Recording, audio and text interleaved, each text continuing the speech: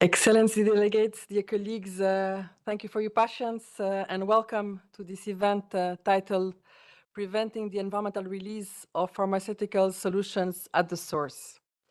This session is part of a series of events co-organized by the United Nations Environment Programme in cooperation with the World Health Organization and key partners, including the Geneva Environment Network, aiming to raise awareness and share best practices, challenges, and opportunities to address pharmaceuticals release into the environment.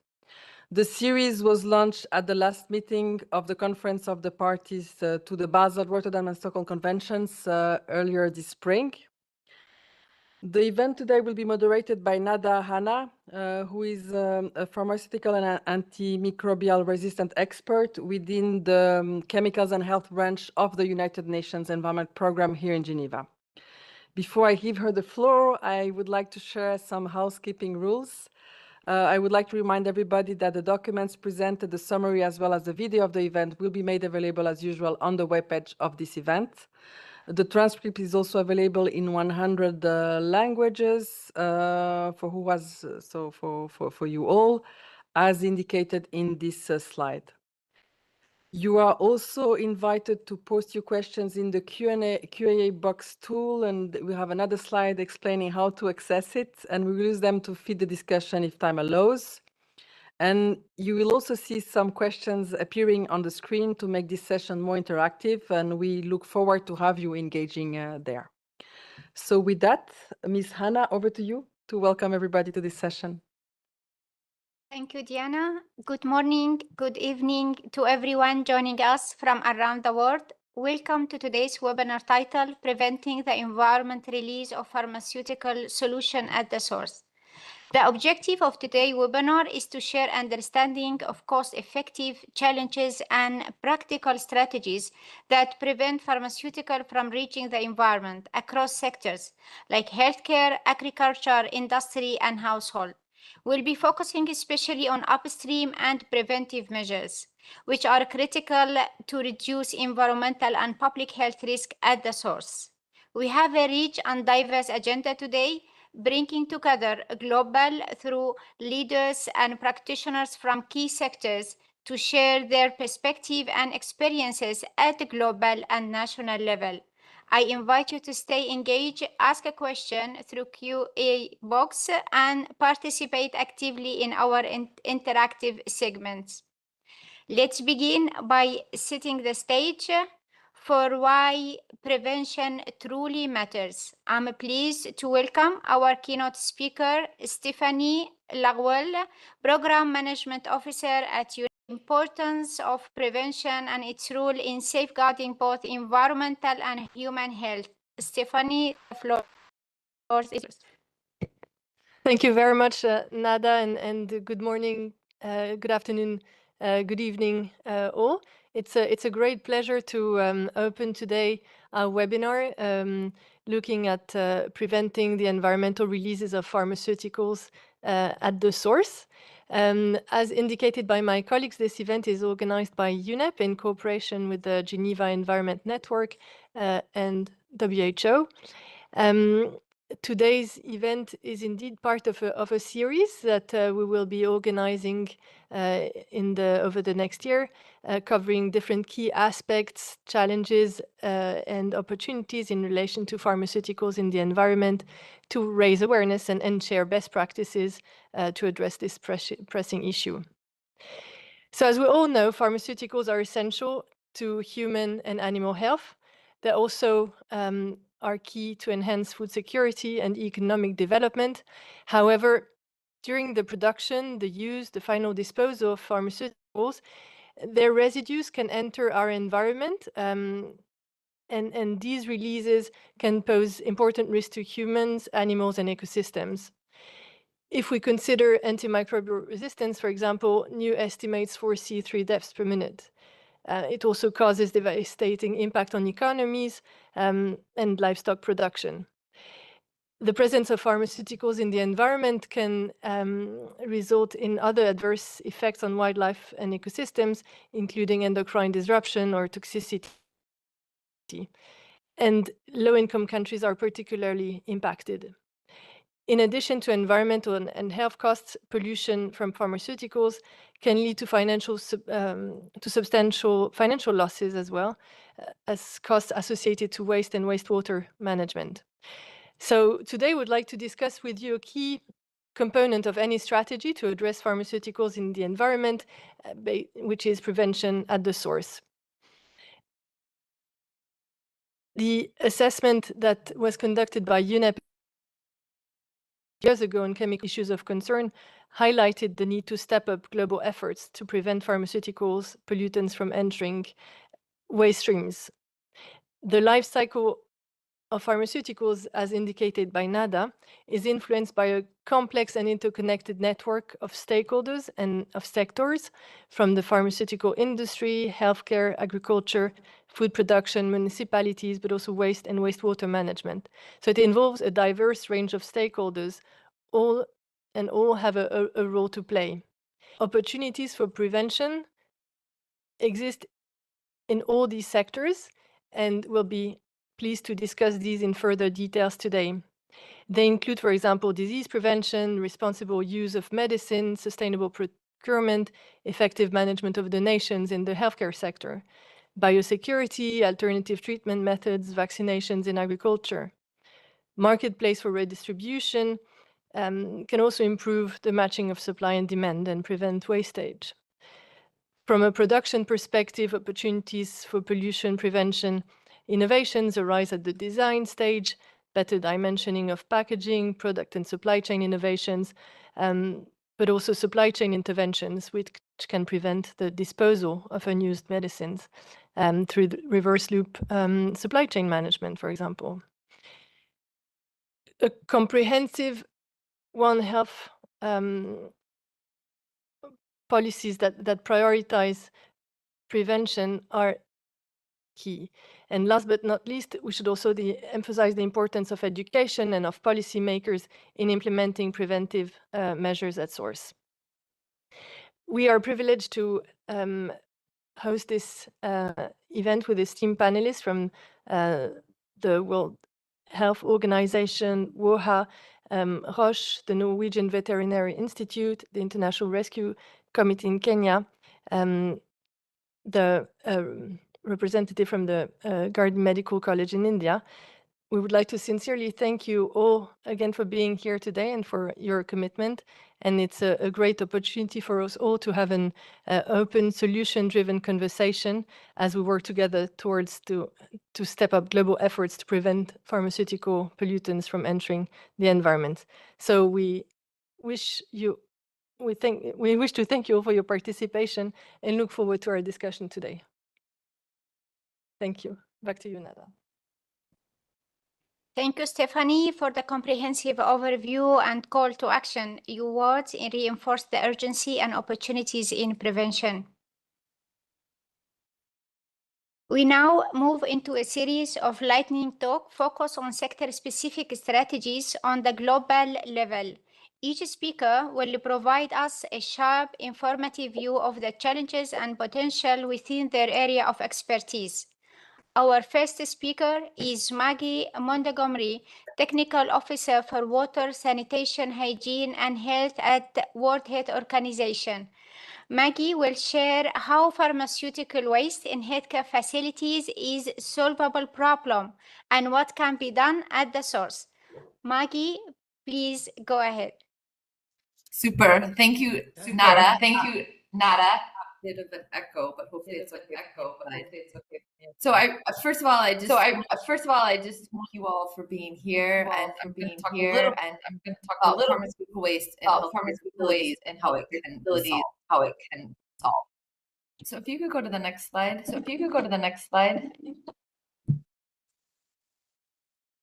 The next one.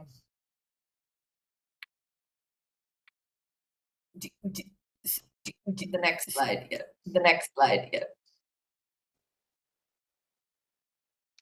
So first of all, just to highlight some of the risks pharmaceutical waste in human environment. So in 2021, the New Lancet article came out. 0.7 million deaths associated with bacteria. That is expected to rise to 10 million in 2050. We know that when we burn pharmaceutical waste, we're releasing toxins, and that pharmaceutical ingredients, if that waste isn't properly disposed, leach into our soil and water and can also be discharged from where pharmaceuticals are manufactured. At the same time, there's huge gaps in healthcare facilities' ability to manage waste at all. So based on the latest WHO UNICEF data, which came out last year, we know that only 1 in 3 healthcare facilities globally lack abilities to segregate waste. And this number rises to 3 and 4. So 75% of facilities in fragile settings lack basic waste management. This graph here on the right, you can see the percentage of facilities in countries where there's no waste management at all.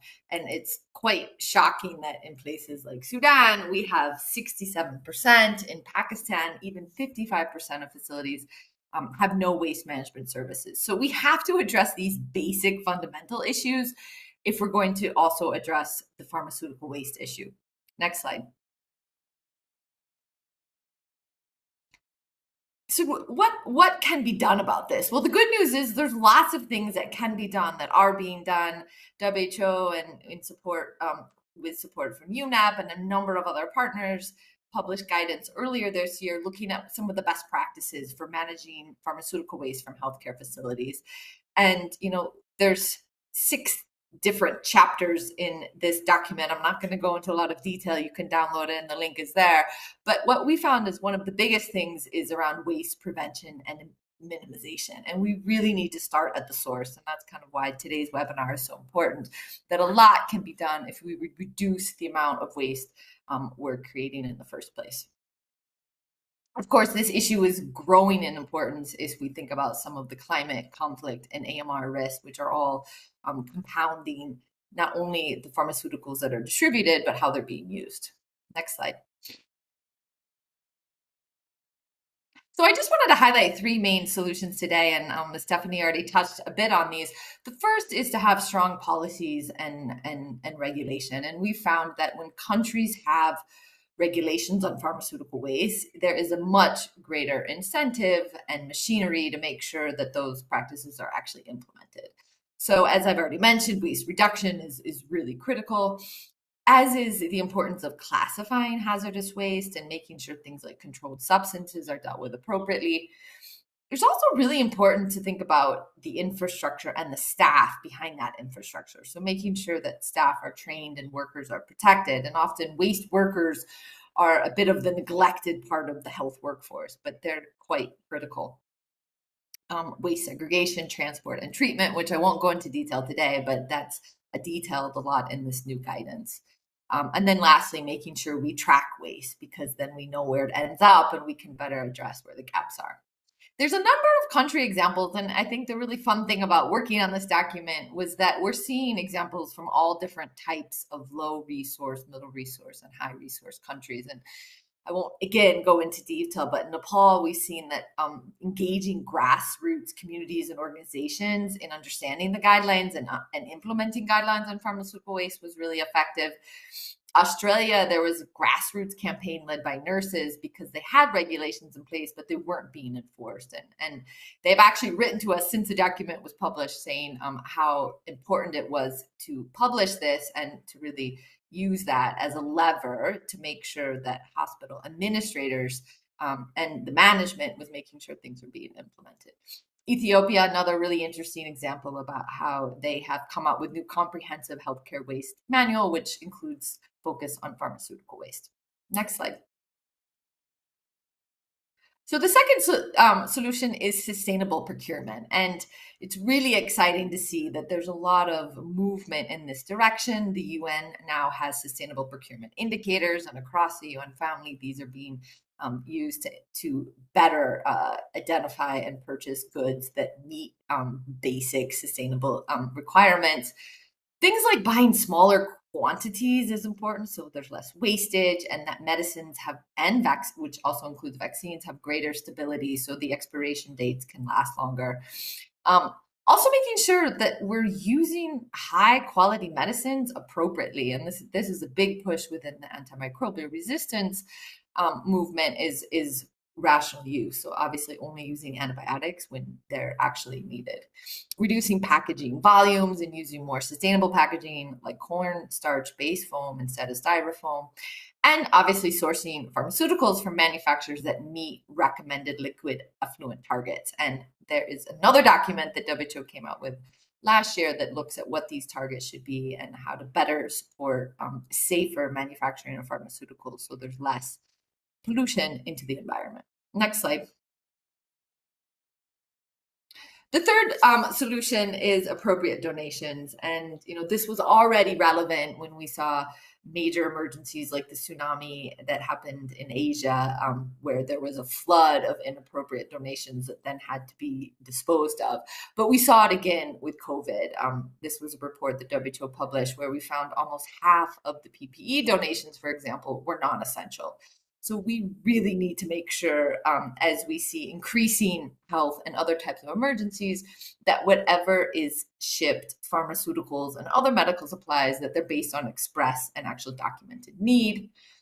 There's obviously the importance to meet quality standards, and very important that recipient countries have defined procedures for how these donations are going to enter into budgets, that they can reject inappropriate donations, and they can track them through time. We also see that in concert with making sure that there's an appropriate medicines, and obviously within medicines, that subset of pharmaceuticals, but also that countries have appropriate waste management plans and budgets and staffing to deal with all the waste that these pharmaceuticals produce. And we really pushed that issue during COVID, and we've seen some progress, but still a lot more needs to be done. Obviously, the interagency guidelines for medicine donations can provide more specifics on this. Next slide. So I just wanted to end, this is my last slide, that it's exciting that we are now working to really leverage some of the work that's already being done on water and sanitation and hygiene with the waste work. And it's really an exciting time in regards of the country commitments. We have the World Health Assembly resolution on wash and healthcare waste. We have the newer UN General Assembly resolution from 2023 on this issue. And we're seeing waste being picked up in terms of indicators and targets in a number of global health plans, in particular the global IPC, action plan and monitoring framework, as well as the new WHO global program of work. Lots of monitoring is happening, and this data is available online. I showed you earlier some of the data on waste practices in healthcare facilities that you can find at washdata.org. We also are tracking standards and policies and some of the costed roadmaps on wash and waste in healthcare facilities. This new data was just launched last week from 107 countries now. You can find that at washinhcf.org. WHO and UNICEF are also working on a global progress report, which will be coming out in September, linked to a high-level event at the UN General Assembly. And finally, in terms of the technical side, the WASH Fit framework, which includes healthcare waste, is an important mechanism to try to support countries and healthcare facilities themselves to make incremental improvements. So all to say that I think the more we can try to link the waste issue with relevant other issues, the more we're likely to see that there can be some progress and greater investments in this important issue. So my last slide is mostly just to say thank you. And there's a few links if you go to the last slide, and I'll pass it back to Nada. Thanks. Thank you, Maggie, for those very practical insight, highlighting the importance of regulation, sustainable procurement, and appropriate donation. Thank you very much. Next, we turn to the animal health sector. Alicia Colorado, Senior Advisor at the World Organization of Animal Health Center on Antimicrobial Stewardship in Aquaculture and President of the World Organization of Animal Health Aquatic Animal Health Commission, will walk us through World Organization of Animal Health standards and prudent use of antimicrobials in animal. Alicia, the floor is yours. Thank you very much, and thank you for the invitation, and welcome to the animal health, and especially aquatic animal health issues. My presentation is focusing in the WOA, in the World Organization for Animal Health Standard, especially related to the prudent and responsible use of antimicrobial animals. Given the mandate of the goals of the United Nations General Assembly in 2024, we have a main goal to decrease the use of antimicrobial using best practice during the management, during the responsible use of the antimicrobial, etc. So the next presentation, the next slide, please. Well, given this mandate, since 2016, WOHA has implemented its strategy on MIR, focused in 4 pillars. One of them is increase the awareness and understanding for all the different communities in the world.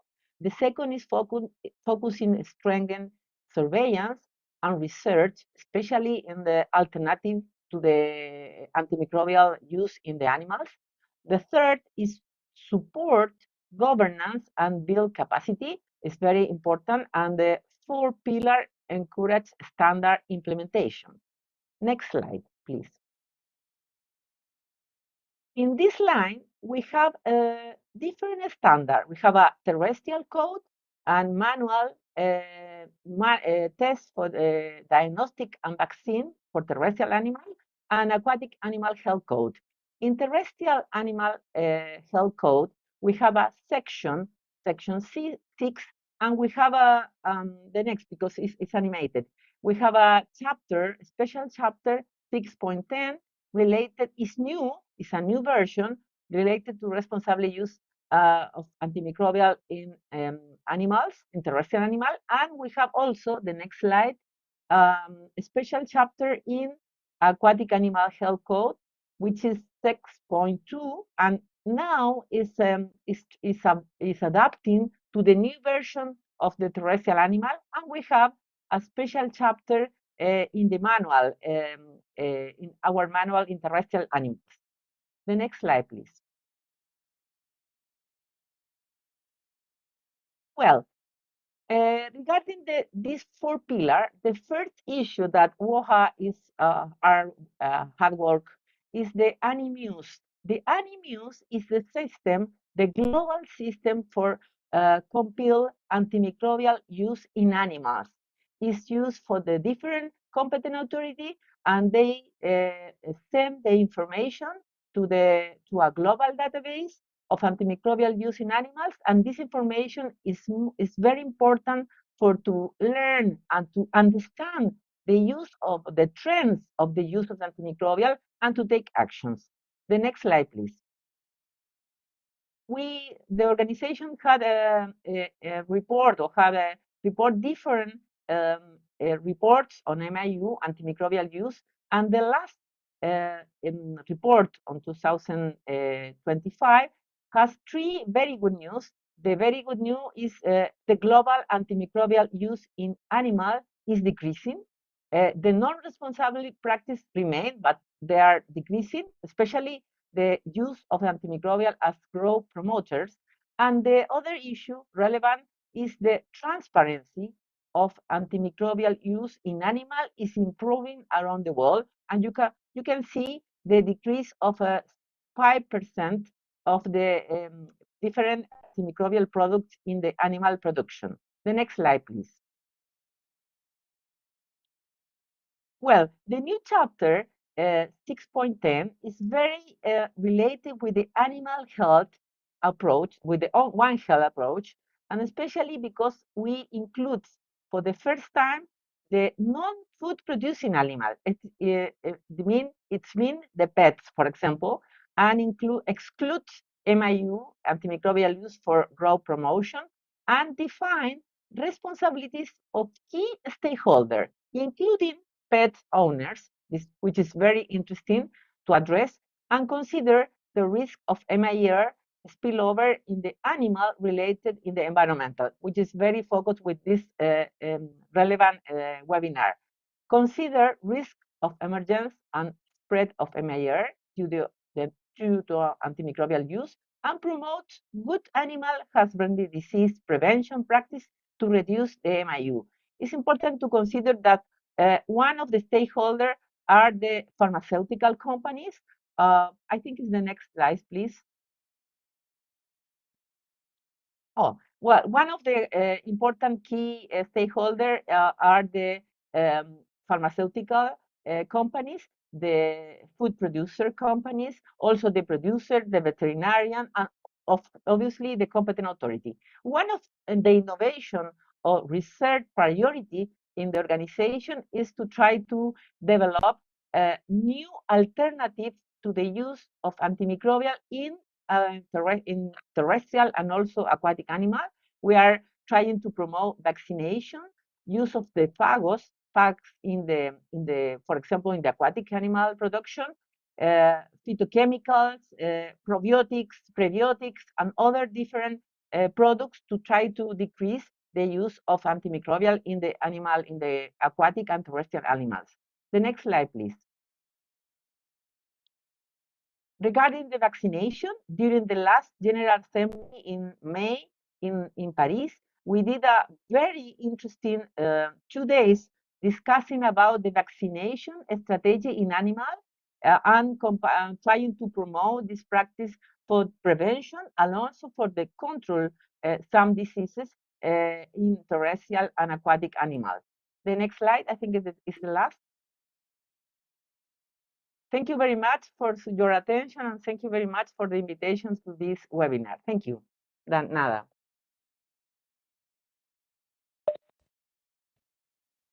Thank you very much, Alicia, for highlighting the essential link between animal health practices and environmental protection. And we are very glad to see the reduction in antimicrobial use in animals. Finally, in this segment, we welcome Andreas Hanner, Environmental Risk Assessor at F. Hoffmann La Roche, Switzerland. Andreas will offer a perspective from pharmaceutical industry, specifically how industry can act to prevent environmental release at the source. Andrea, please, the floor is yours. I hope we have solved all the technical issues and you can hear me. Is it okay? Can you hear me? Okay, can you hear me? Yes, we can. Super. So next slide, please. And the next one. So I will give you a short overview about the so-called eco-pharmaco stewardship framework, a framework which we have in the context of pharmaceuticals in the environment for the three pharma associations in Europe. Then I would like to show you a short overview about the industry approaches for responsible effluent management. And shortly, because we are discussing a lot about the AMR here, I would like to introduce the AMR Industry Alliance. And then in the end, when you're talking about reduction at source, also to show you a little bit where we are involved in programs, in research programs from the Innovative Health Initiatives. These are projects which are financed by industry and by public money, and to show where it really goes in the future also for the industry. Next slide, please. So shortly to the entry path about pharmaceuticals in the environment. So it's when we talk about human pharmaceuticals, we have the use of pharmaceuticals in human treatment. We have the inappropriate disposal of unused containers and unused medicines. And of course, to a certain fraction, we also have the manufacturing process. You also see other entry paths as it for livestock treatments or treatments of companion animals, or another call which we have here for the aquaculture treatments. So these are all entry paths into the environment, and they're a huge challenge when we talk about reduction at source. So at the global level, the industrial production is surely not the main contributor to PI. So the majority enters by patient user incorrect disposal. And when you click once more for the slide, so it's clear. So there are often examples cited where when it's uncontrolled or poorly controlled effluents in localized areas, this could really provoke a huge problem. That's something which has to be challenged, and this has to be managed. Next slide, please. So about this eco-pharmaco stewardship approach, so the main blocks which we have here in this Pharmaceuticals in the Environment Task Force with this framework is the manufacturing effluent management pillar. We have a pillar for an extended ERA where we strengthen the environmental risk assessment process for new medical entities and also for so-called legacy substances which are on the market since a long time. We are focusing on EPR, the balancing as an extended producer responsibility questions, balances challenges on urban wastewater treatment with the access to medicines. That's processes which go on in Europe.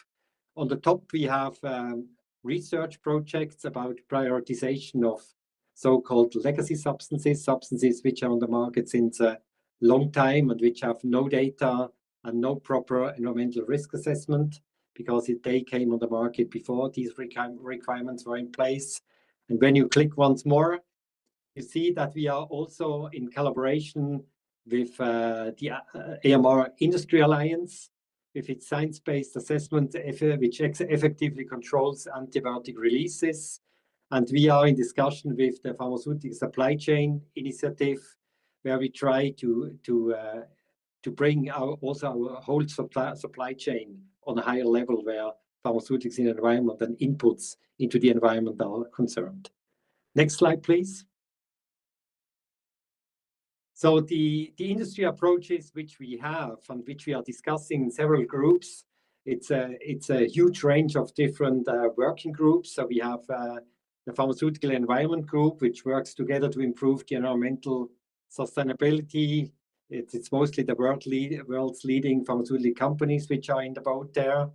I mentioned the PSCI, the Pharmaceutical Supply Chain Initiative, where we promote the maturity model, where we would like to bring the supply chain, the whole supply chain on a higher level, where the management of effluents is concerned. Then we have the approach of the AMR Industry Alliance about antibiotic production, drug substance and drug product manufacturing, where we supplemented our standard with a certification scheme, which is done by BSI, an independent company which is auditing the sites which would like to be certified. And then we have the Responsible Manufacturing Effluent Management Scheme, which was worked out by the Pharmaceuticals in the Environment Task Force of the Free European Pharma Association. So it's a huge range of voluntary and schemes which are pushed for the own sites and also for the supplier sites. Next slide. So since we are talking a lot about AMR, I would like to present you shortly the AMR Industry Alliance, which consists of 4 pillars. The one pillar is the access to quality antibiotics, but also access to diagnostics and in low and middle income countries. It's about the appropriate use of antibiotics to reduce the development of AMR with the support of vaccines and diagnostics. It's the manufacturing piece to mitigate environmental impact and advance responsible manufacturing management. So we established a standard and a certification scheme, as I mentioned. And then the 4th pillar, of course, is research and science. We need new antibiotics. So to meet the public health needs with new innovative diagnostics and treatments. And now the last slide, please. It's about the IHI project, so the innovative project. So I already mentioned the Premier project, which is about reduction of environmental risks for APIs. So we have 1,500 substances on the market which are not tested appropriately or not tested at all, and where environmental risk assessments are not available. We guess that around 5 or 6% of these substances are risky compounds, and we have to prioritize the universe of APIs to really identify these substances which really need testing and which you really have to assess. As I said, it's a project half financed by industry and half financed by Horizon 2020 in the EU. Then there's another project, it's not an IHI project, but also with industry participation, that's Transform. So it provides new methodologies to assess the sustainability of pharmaceuticals over their entire life cycle. Then we have the Farm Eco project. It's a 40 million project. It's about revolutionizing pharma manufacturing to select technologies based on their potential to reduce the use of solvents, substances of very high concern, energy and water. And it should cover the chemical synthesis, the biomanufacturing, and the decontamination. And as a last project is the project Encore, which develop an eco-design framework for single-use medical devices and packaging. So a lot of innovative projects which work on really finding solutions at source. And the pharmaceutical industry is heavily supporting and heavily working also in all these different projects. Okay, that was the last slide. Thank you very much for your invitation. Thank you very much to have the chance to speak to you about this subject.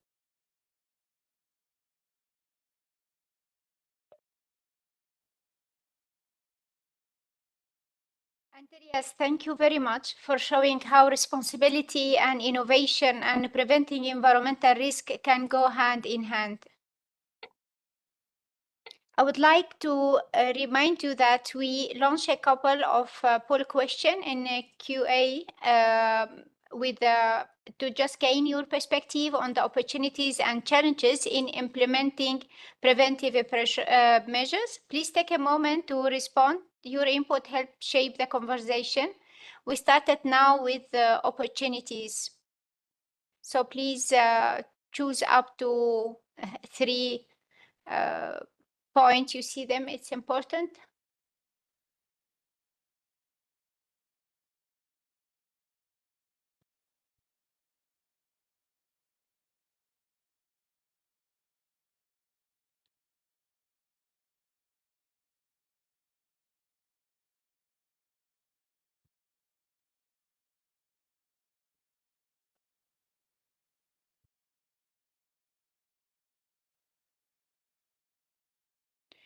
Now we move into concrete case example showing how preventive strategies are being applied successfully in different countries and contexts.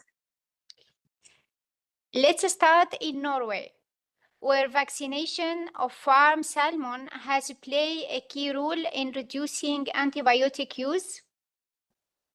Ingen Sommerst, head of aquatic animal health and welfare at Norwegian Veterinary Institute, will share more. Ingen, please, the floor is yours. Thank you. Can you hear me well? Yes. Okay.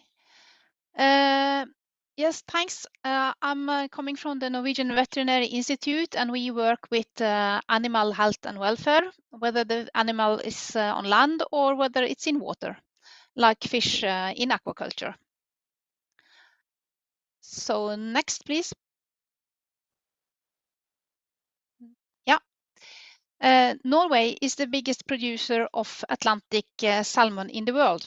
We produced 1.55 million tons last year, and that corresponds to approximately 10 billion salmon meals in 2024. Other farm species in Norway are rainbow trout, that's a marine production, and Atlantic cod. And despite these big volumes, aquaculture in Norway is still regarded as a young industry concerning livestock industry. Next, please. This graph shows the volume of found fish in Norway, that's the green line, from 1980s until 2023, and antibacterial use, the blue bars, that are sold in the same period. In the first 10 to 12 years, fish farmers used large volume of antibiotics, but after 1993, the volume of antibiotic has been low, while the fish farming industry has steadily increased from 280 tons in 1995 to approximately 1.6 million tons in 2023. And the table below shows the volume of antibiotics subscribed in the last 6 years, which are then in kilograms and not in tons. So how is it's possible with such a high biomass of farmed animals? What happened? Next, please. In the 1980s, the fast growth of fish farming, in particular salmon, was followed by recurrent problems with disease outbreaks caused by bacterial infections. From very early on, we had these vibriosis water-based immersion vaccines. But in 1987, a new disease called cold water vibriosis occurred and resulted in the highest consumption of antibacterials in Norway aquaculture ever recorded. Vaccines against this disease was quickly implemented, and the antibiotics use dropped. However, the disease furunculosis, which is also a bacterial disease, started to spread between marine sites at the end of the 80s and the beginning of the 1990s. And in this case, the earlier bacterial vaccines were not sufficient. Only after an oil-adjuvanted vaccine became available end of 1992, the bacterial sales decreased significantly and has stayed at a very low level compared to the number of animals produced or biomass produced in the subsequent period. Next, please. So new disease problem occurred. These were mainly viral diseases and BKD. Next, please. But these were controlled by, no, sorry, back. I was too quick. With mandatory biosecurity measures, which I will come back to. And later on, more vaccine components were added to the trivalent vaccine. So the last years, salmon have been vaccinated with a basis vaccine consisting of 6 components, and then add-on vaccines up to from 1 to 4 components that are given in the same vaccination operation, which I will show you hopefully a video of at the end of the presentation. Next, please. So, as mentioned, implementation of biosecurity measurements have been very important in keeping control of severe infectious diseases in salmon farming. Next. There are mandatory health controls, and in the large salmon farming sites with over 1 million fish, they get a visit from the veterinarian once a month, where they check journals, dead and moribund fish. They control environmental parameters and do lice counts. Next. Vaccination, as already mentioned. Previously, it was mandatory to vaccinate against these 3 diseases, but today it is mandatory to conduct a biosecurity risk assessment and vaccinate accordingly. Next. Separating generations has also been important. Next. Farming according to all-in, all-out principle with a following period where the sea site is empty, it has also been implemented. Next. Geographical distance, waterways between the sites are also been implemented. And next. And it's also not allowed to relocate fish from one seawater site to another without permission from the authority. And next. There are several hygiene requirements, such as mandatory disinfection of salmon eggs, disinfection of inlet water to the land-based hatcheries, cleaning and disinfection of transport vessels, and etc. Next, please. So vaccination occurs either by hand vaccination, as this top picture shows, or it occurs more and more now automatically by a machine or different machines. And if you see the picture to the left, you can see a salmon with a head to the left being given an injection in the belly, intraperitoneally. That's where you give the oil-based vaccine, and also simultaneously injected in the back, in the muscle. In this case, a DNA vaccine is given in the muscle. So now we can try to run and I just have to please ask you to turn off the sound in the YouTube video, because there's a lot of background noise from tubes, etc. So fish that are anesthetized are transported to a conveyor belt where they pass a camera, where their length and weight are recorded, and then they are flipped into this vaccination injection unit of the machine. And here you can see it gives an injection both in the muscle and intraperitoneally. After vaccination, the fish are transported to new rearing tanks for recovery and further growth, and to let the immune system work to respond to the vaccines. So depending on temperature of the water, they need a certain time before they then are transferred to the on-growing sites, where they then hopefully are well protected against up to 10 different infectious diseases. So to summarize, every single salmon that are transferred from a hatchery on land to an on-growing sea cage or key net, and that's approximately between 400 and 470 million individuals salmon each year that are being vaccinated. But however, although vaccines work well, especially a bacterial disease, it is also very important that it doesn't give sterile immunity. So other biosecurity measures are important. And that has also been the reason why we have kept the antibiotics used in aquaculture and thus transmission to the environment to a minimum in Norwegian fish farming industry the last years. So I think that's all. Or I have, yeah, this one. So I just want to say thank you and thanks to colleagues who provided figures and numbers for this presentation.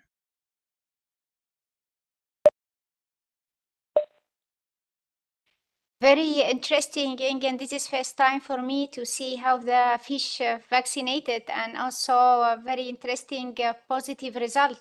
Thank you very much for illustrating how disease prevention by implementing vaccination, biosecurity, and regulation can reduce antimicrobial use and environmental risk.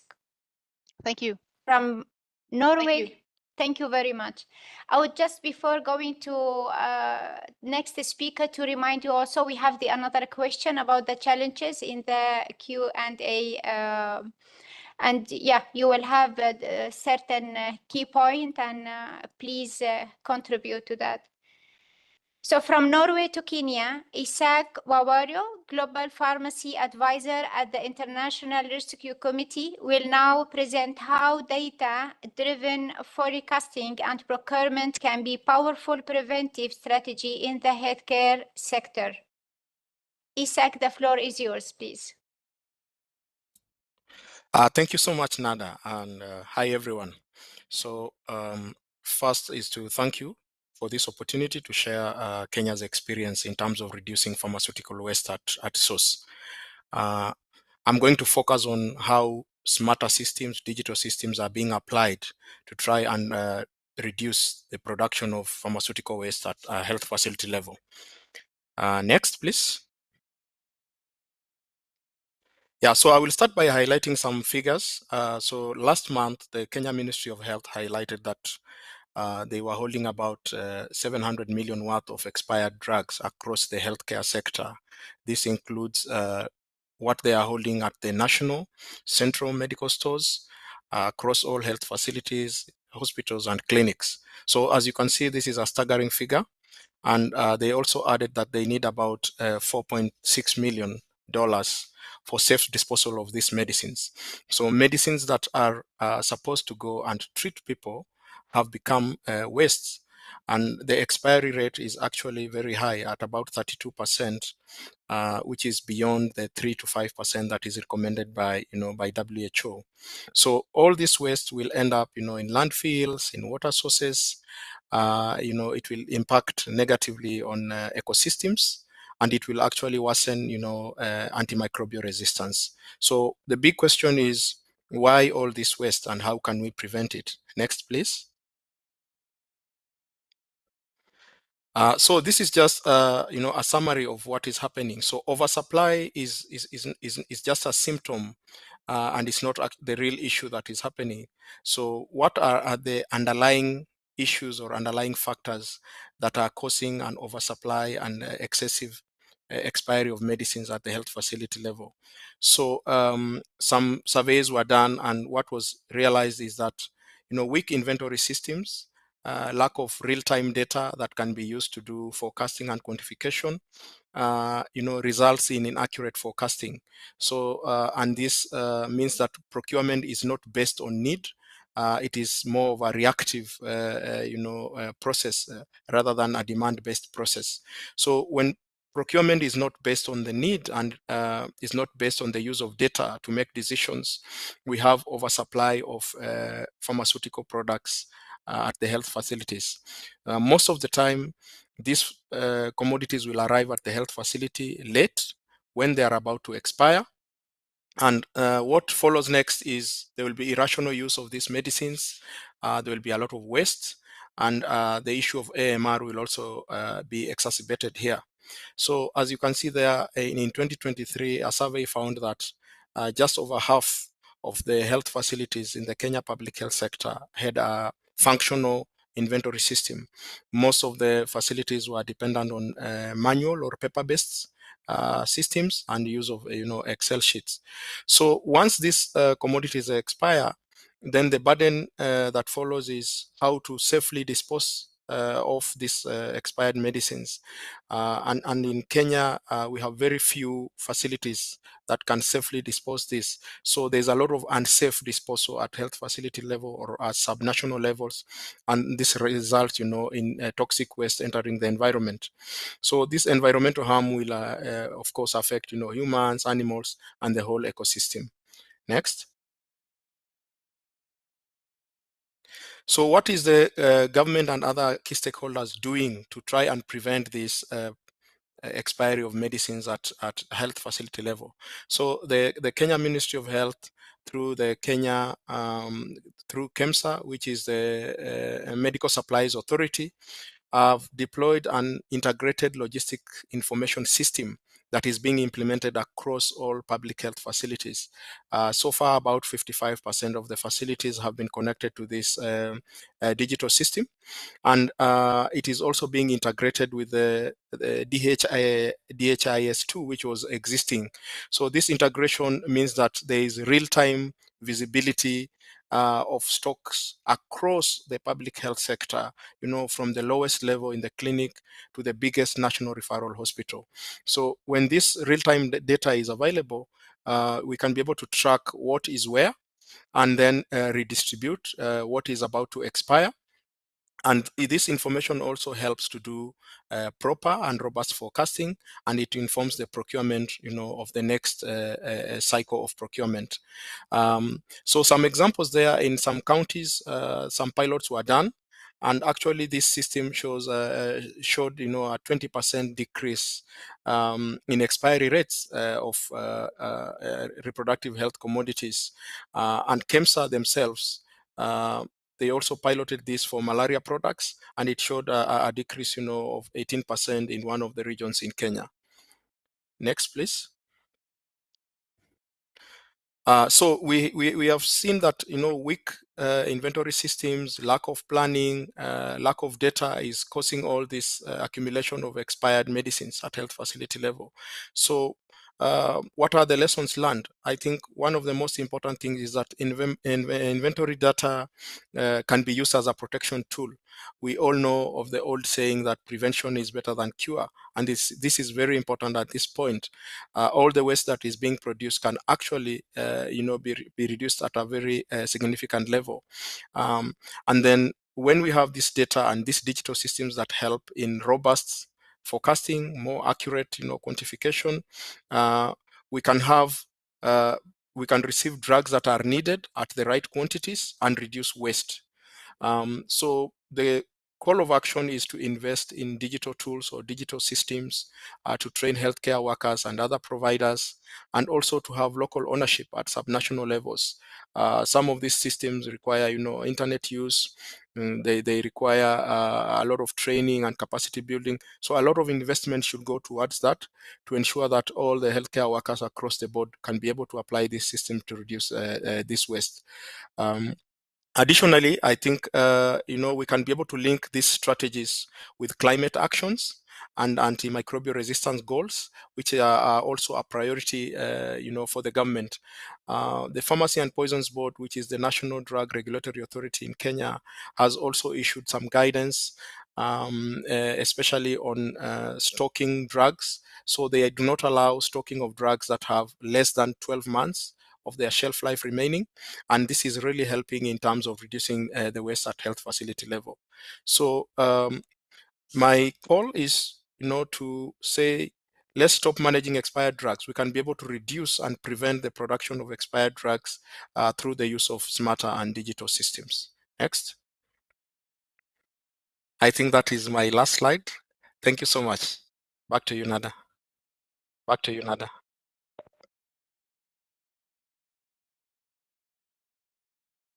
Thank you very much, Isaac, for the great examples in Kenya and how digital system and inventory tool can lead to better outcome and reduce the expired medicine waste. Thank you very much. And now we return to India. Megha Sharma, Associate Professor of Pharmacology and Researcher at Karolinska Institute, will discuss strategies for responsible antibiotic use and infection prevention in low and middle income countries. Megha, the floor is yours. Thank you very much. Thank you very much. Hello. I'm happy to share my experiences study that we conducted in India. Next, please. Yeah, we all know the challenges and barriers that are leading to unnecessary medicine use in LMIC. Limited funding and infrastructure, inadequate training, and unawareness are among the most important ones. Please.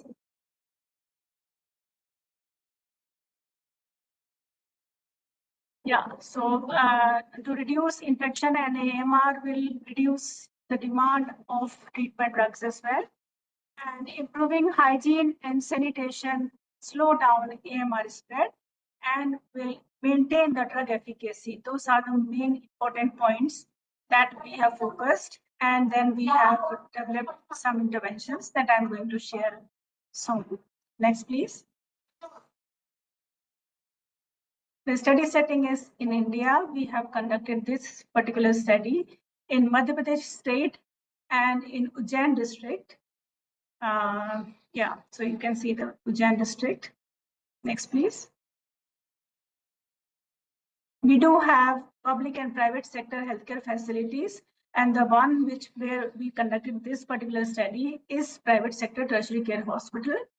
And what we did is we selected the target settings as private sector and the population, where we included everyone whosoever was working at the time and were studying at the time of the study when it was conducted.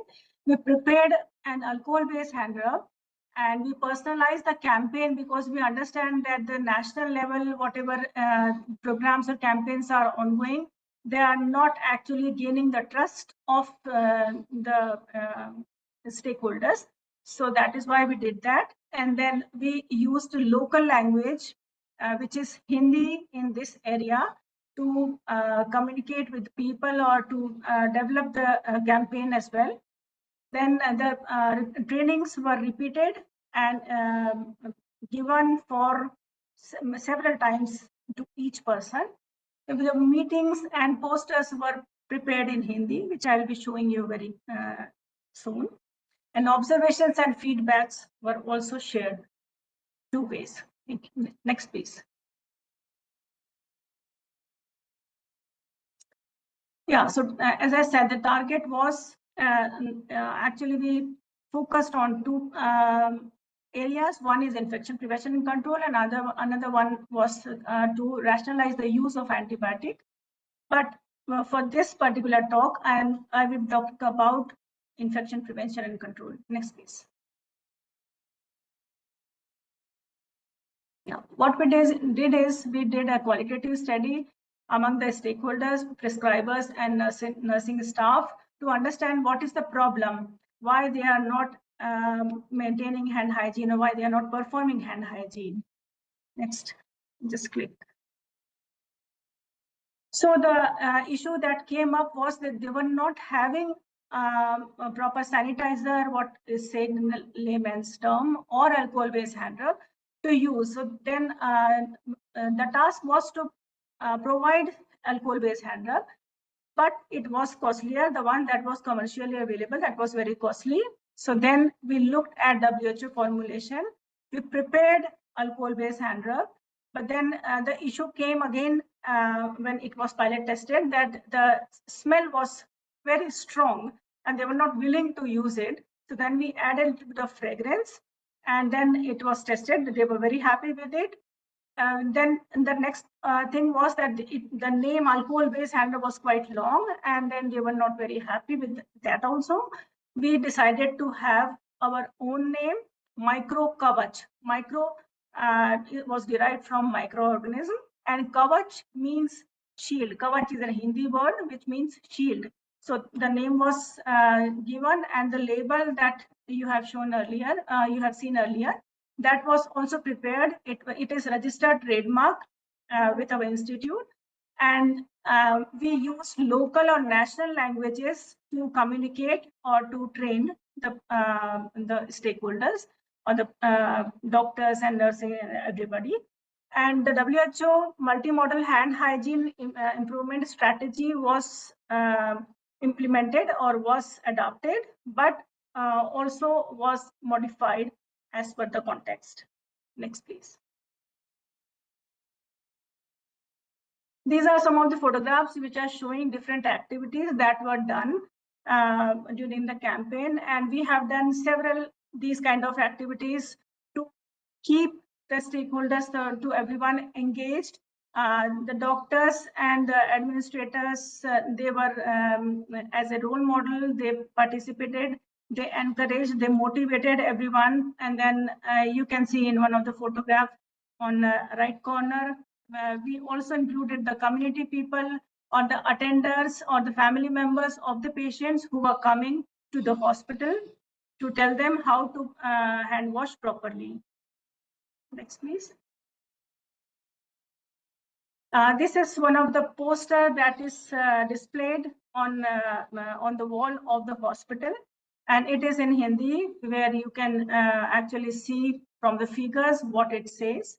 And this is in Hindi because then everybody can read and understand it, including the patient and their family members. Because our hospital is actually located in a rural setting, and that's why it's important to have this Hindi language. Next, please. Yeah, so from this, my take-home messages, or I'm actually at home, but the messages that I have learned is that it is very important to explore the problem, listen from the people who are going to face it or who are actually facing it, and then try to fill the gap with the knowledge, which is the most important, and look out for the solutions. Since it was very costly and the commercially available alcohol-based hand rub was very costly, so then we looked for the solution, and this WHO formulation is quite cost-effective. And we didn't stop communicating. We continue communicating with everyone. And till date, we are communicating, I'm going and meeting one-to-one to almost everyone. And we have formed a team of nursing staff who are very enthusiastically training their colleagues or the newcomers in the setting. And I think that we thought differently by implementing a lot of different activities and giving the name to the alcohol-based hand rub. And we have used local language tool to get the feedback and also to provide the feedback as well. Next, please.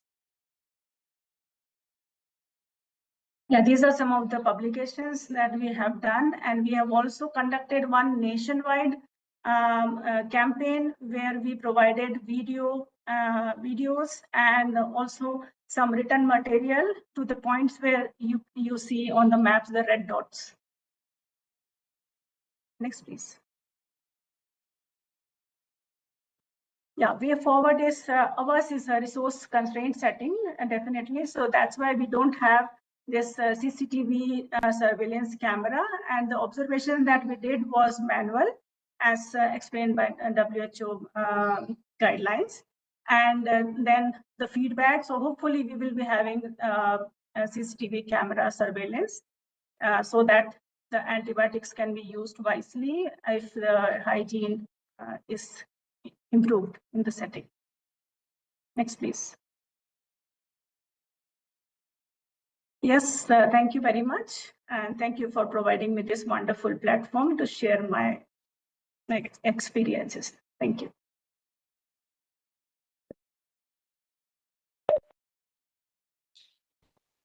Thank you very much, Megha, for highlighting the positive example from India and showing how infection prevention and control and responsible use of medicine has positive impact in reducing the use, but also understanding the specific context and implement accordingly. Thank you very much.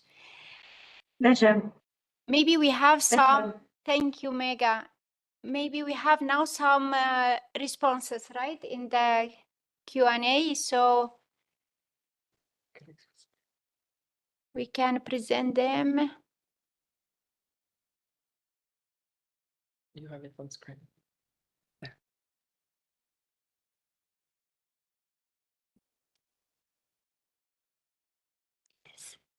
So for the question on which challenges at the national level could hinder the effective implementation of such measure, as we see, we have 60% fragmented governance regulatory gaps.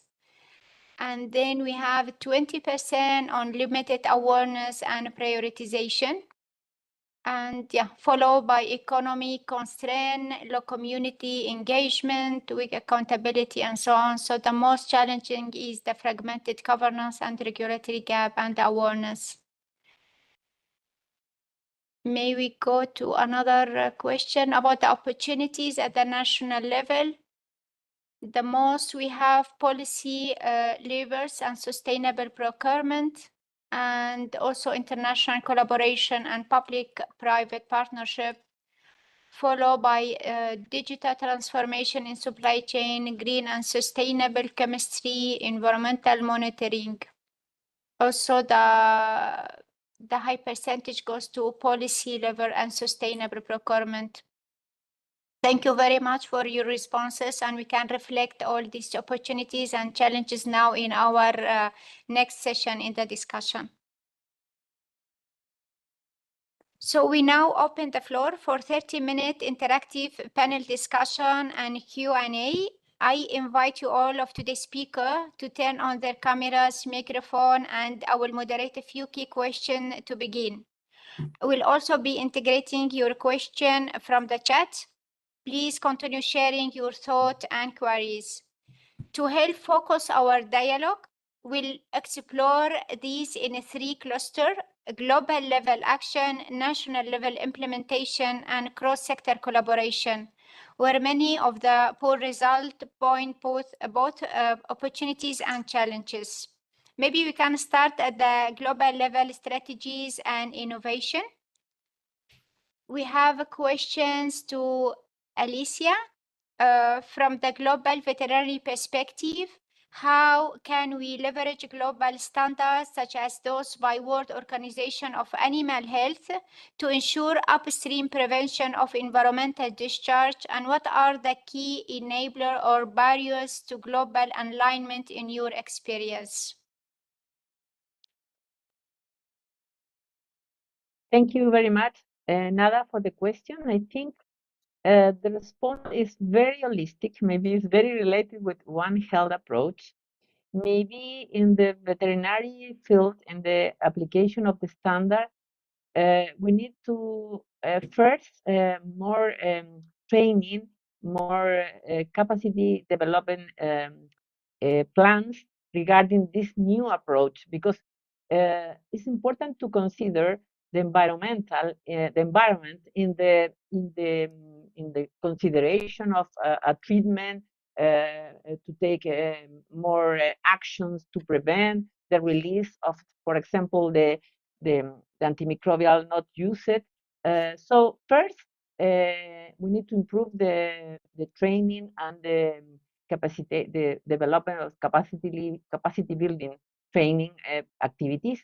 The second issue is related to more awareness, because all we are part of the solution, not only one, not only the veterinary, not only the medical doctor, not only the people. So we need to learn to work together and to try to explain in a better manner our message.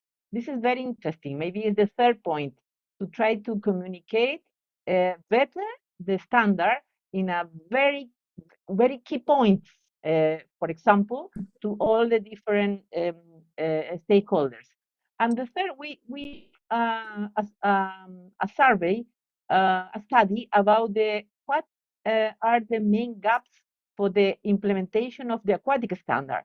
And we detect one of them is the training, and especially the risk analysis.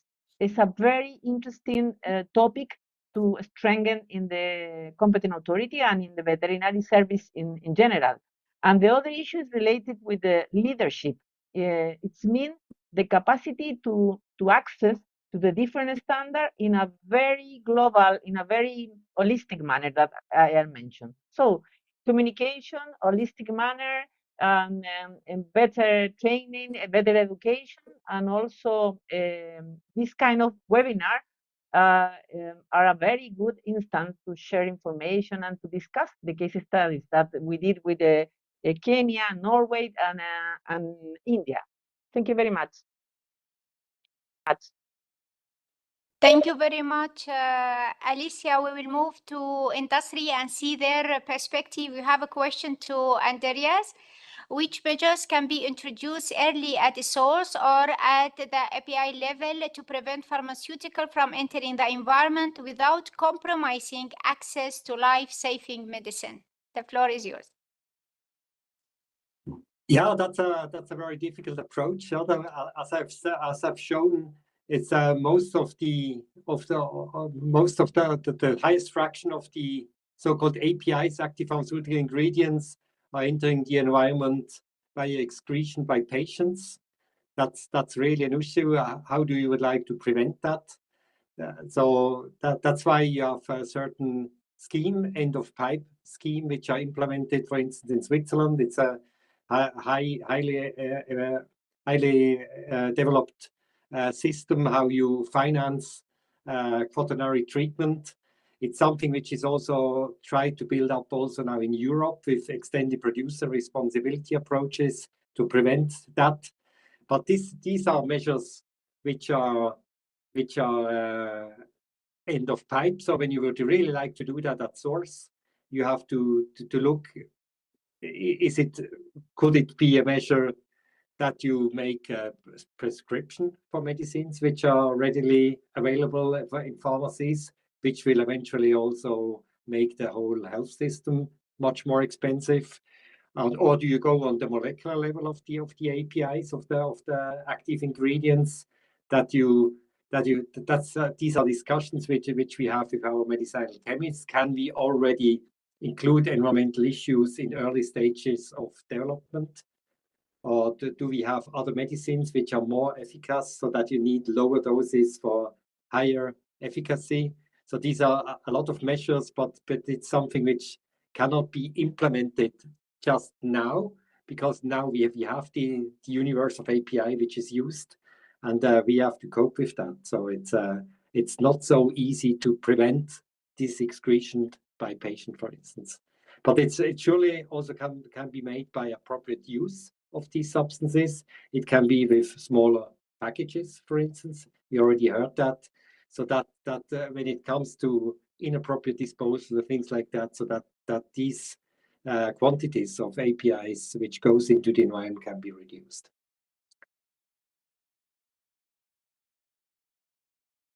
Thank you very much, Andrea. Since you mentioned about the use, we can go to healthcare sector and we see the reflection from there. Yeah, there is question to you, Maggie. What are the most impactful national level implementation that can prevent pharmaceutical waste in healthcare facilities? Yeah, thank you, Nada. I mean, I just again want to re-emphasize the importance of having strong national policies and regulations.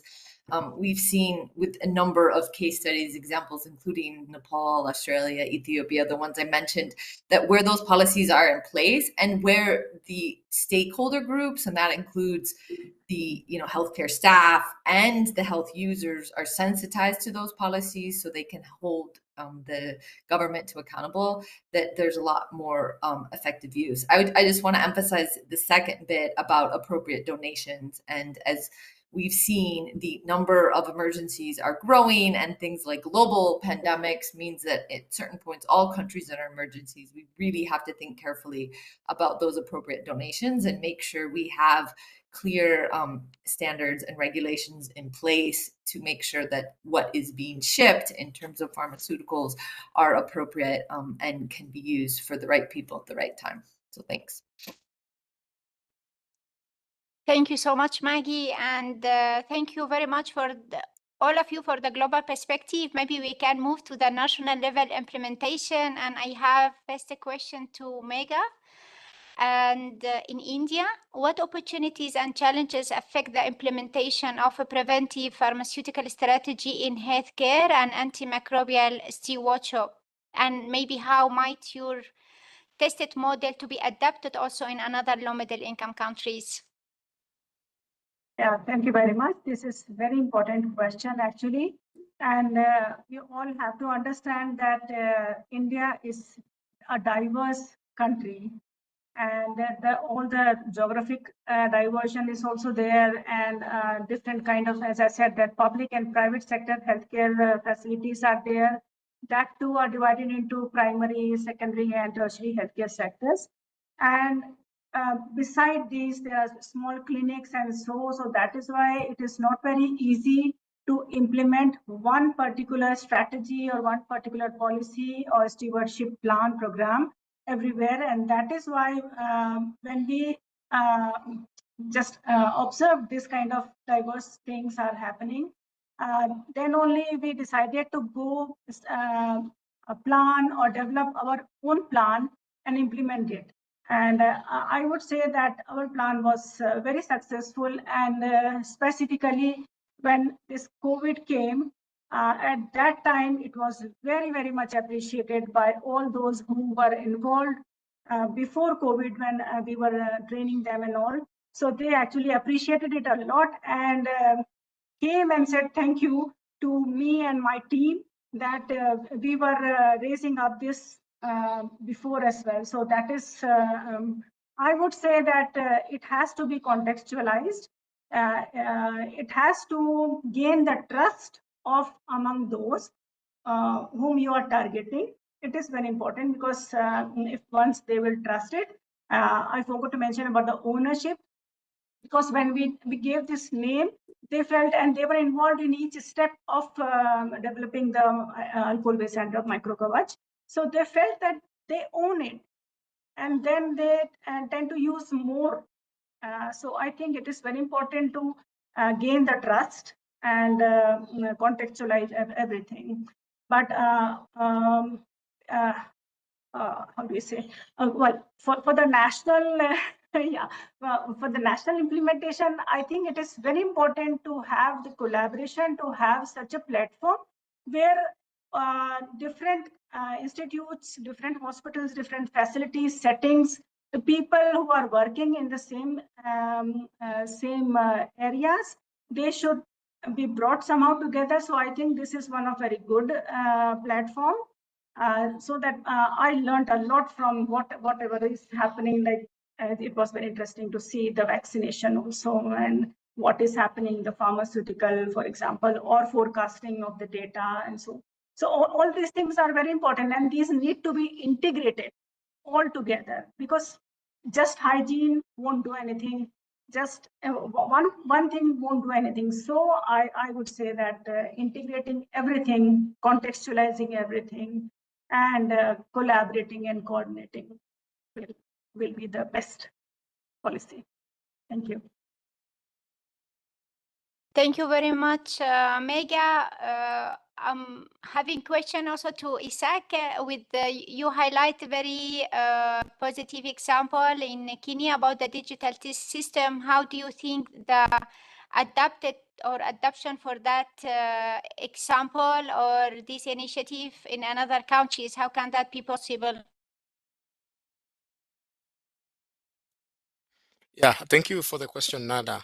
So I think we are currently living in a digital era, and it's very important for us to leverage, advancement in technology and systems. So what the Kenyan government has done is to try and apply these digital systems, for better forecasting and quantification. So I think this can be replicated in other countries, though, it comes at a heavy investment in terms of procuring the systems, capacity building. Sometimes you require, the internet and so on. But this is very important because at the end of the day, the investment might be high in the beginning, but in the long run, it makes forecasting and procurement very efficient. And this goes, a long way to reduce production of pharmaceutical waste at healthcare facilities. So I think the point is to leverage on technology. We now have AI, we have, a lot of advancement. So many systems are available out there. And it's also important to say that we should go for systems that can be integrated with what is already in existence. So we already have, systems like DHIS, which have been there for many years. So whatever systems we are bringing in board should be integrated with these existing systems, so that there is seamless interoperability of the systems and to allow, easy learning and capacity building of our staff. Thank you. Thank you very much, Isaac. I have also a question to Ingen. Maybe it's almost the same question about the positive example in Norway and the vaccination, and how this initiative in high-income country can really be adapted in low-middle-income country. Is that possible in their aquaculture? Yes, it is possible, but the farmers would have to be able to buy the product. And for the salmon, it's a high-value species. A 5-kilogram salmon, the price of that is 30 euros or so. And I'm not sure whether for lower or species like tilapia and maybe also rainbow trout farmed on land in these small lakes, if you can get the same price. So that means that the cost of a vaccine, maybe it's a cost benefit, but also if your herd dies of infectious diseases, they are definitely gone. So, but I know that at least those not oil injection vaccines, but more those immersion vaccines, they're rather cheap to produce. You produce a bacteria, then you inactivate it, and then you can just bath the fish in that solution. That helps, at least for some of the diseases. So I think that's more about awareness and as what has been said, you have to have the whole picture. It doesn't help with a vaccine if you do have bad hygiene, if you transfer diseased fish from one facility to another. So it's all about the holistic approach.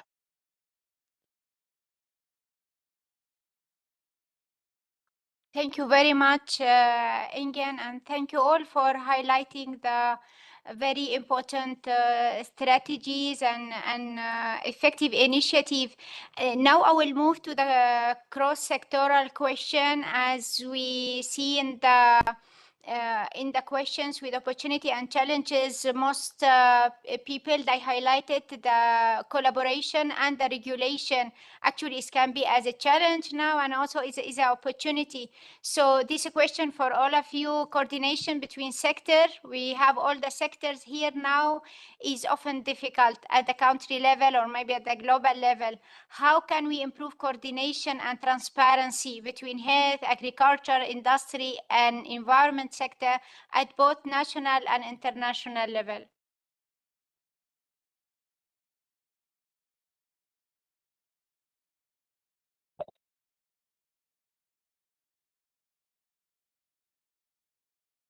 Nada? Yes, please go ahead. Okay, thank you. I think it's a very good question. I think one option is to use the current tool, which is the National Action Plan. It's a option in the countries to work together in a One Health approach, but maybe it's needed to push for a better coordination between the environmental institution, the animal health institution and food safety, and also the national government. And my suggestion or my concern or I think one issue to advance is the private-public partnership to include the private sector, to ensure to all the stakeholders participate in this governance. I think it's not easy. It's very difficult. And maybe it's the key point. But we need to do. I think it's the only way. And one issue is to talk the same language, to use the same technology, to understand the same goal. So communication could be the key factor, maybe for me. Thank you. Thank you very much, Alicia. Andreas? Yeah, I would strongly support Alicia here. So what I showed here with this project, this IHI project, these are public-private partnerships, which really can improve and where we really can build up trust. So because we have regulators in these projects, we have industry, universities, small and medium enterprises, everything. So that's really important. Communication and trust, Alicia, as you said, is really important. And of course, it depends also on countries. So I'm coming from a country where their regulators are very open and always invite stakeholders into the discussion so that we can come up with a really with a new approach which is supported by all the stakeholders. But that's not very common or in other areas. So I see that, for instance, in the European Union, it's much more difficult, for instance, to do that, to have a certain influence, and you are sometimes excluded from discussions. But I think it's really important that you build up trust, that you build up communication, because you have experts in all the sectors, and it's very good to bring that together. Together we can do more. Thank you very much, Andreas. We would like to hear more from you with this interesting discussion, but for the interest of time, I need to close this session. So thank you all to our expert insight and to our audience for our engaging question.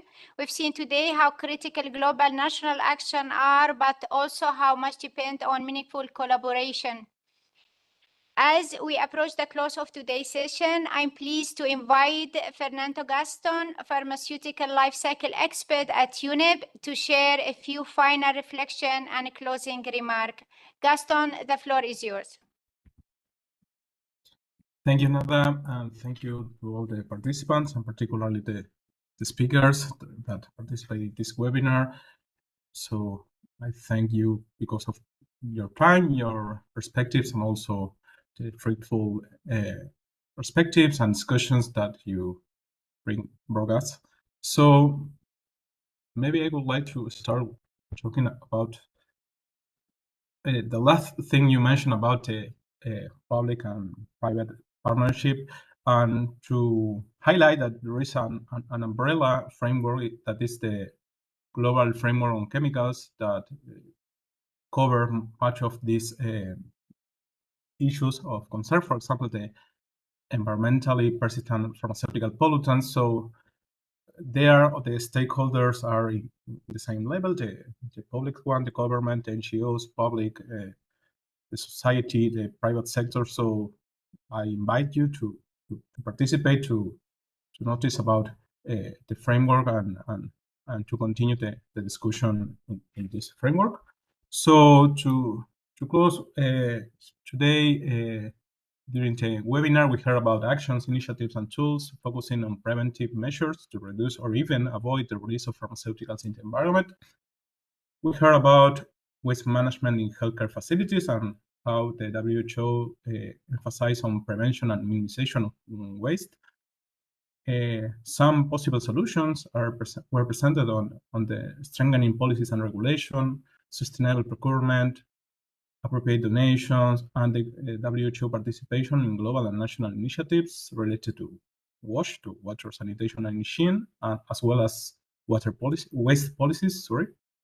So we also heard about the World Organization on Animal Health strategy and the 4 pillars on AMR.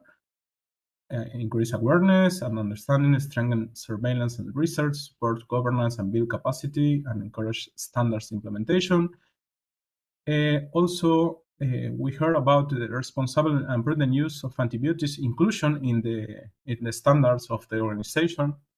So later we have the perspective of the pharmaceutical industry with an overview of a number of initiatives where the industry is involved with other stakeholders, this kind of public and private partnerships, as well as voluntary initiatives focused on the manufacturing sector, many of them centered in innovation and in green and sustainable chemistry. We heard about interesting success stories, for example, the implementation of mandatory biosecurity measures and immunization strategies in Norway in the farmed fish. So it allowed the reduction in the use of antibacterials and the increase on the production. The case of Kenya, where the implementation of an inventory system and smart procurement strategy allowed the country to save resources, but also reducing the amount of expired medicines and therefore the pharmaceutical waste and the cost of disposal. Finally, we heard about the challenges and barriers leading to unnecessary use of medicines in low and middle income countries, and possible strategies to address it. A case in India was highlighted, which involved a comprehensive, but at the same time, sector target strategy to raise awareness, educate, build capacities. So we can take home some concepts and message to apply it in our own context that can help on addressing the issue of pharmaceuticals in the environment from a prevention perspective. I can recall emphasis on prevention and minimization, increased awareness with sector-tailored communication, but involving at the same time the communities to take the action for themselves, educate and build capacities, incorporate sustainable and smart procurement, leveraging with technology, inventory data and as a protection tool, considering biosecurity and immunization strategies, strengthening policies and regulation, application of voluntary standards and certifications, encourage innovation and green and sustainable chemistry, among others. So finally, we would like to thank again to all the webinar participants, especially our speakers who enlightened us with their perspectives, concepts, and with the participation in the discussion session.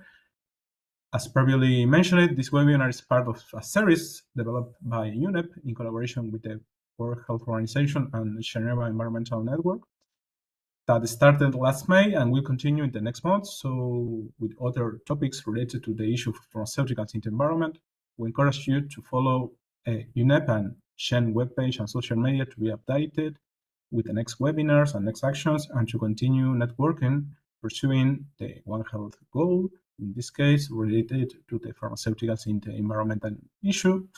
So with this, I want to close this webinar, and we hope to see you soon in future events, and thank again all of you and the organization. Thank you, Gaston, and thanks to all our speaker, panelists, and participants. Today's webinar has reinforced that prevention is not only possible, it's practical, scalable, and urgently needed. Let's continue working together to apply upstream solutions and protect both environmental and public health.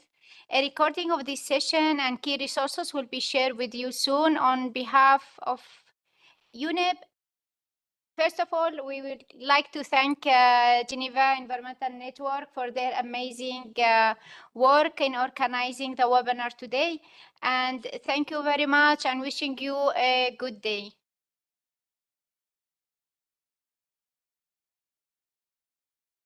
Thank you all. Thank you. Bye. Thank you. Thank you. Thank you. Thank you And very bye. much. Thank you. Bye.